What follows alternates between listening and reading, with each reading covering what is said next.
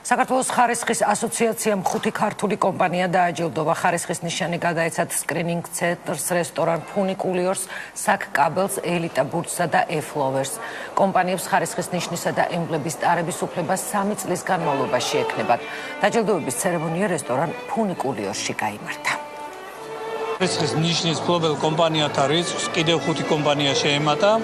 ეს გახლავთ ყველასთვის ნაცნობი კომპანიები, ელიტა ბურჯი, სამშენებლო კომპანია, საქ კაბელი, ჩვენი ყველაზე ერთ-ერთი წარმატებული კომპანია, ასევე ივენთ მენეჯმენტში საკმაოდ ცნობილი კომპანია ეფლოვერსი, ჯანდაცვის სფეროდან სკრინინგ ცენტრი და აი ეს ჩვენიერი რესტორანი ფუნიკულიორი. ეს ჩვენ დაწესებულებას გადაეცა ხარისხის ნიშანი, რამაც ჩვენ ძალიან გაგვახარა.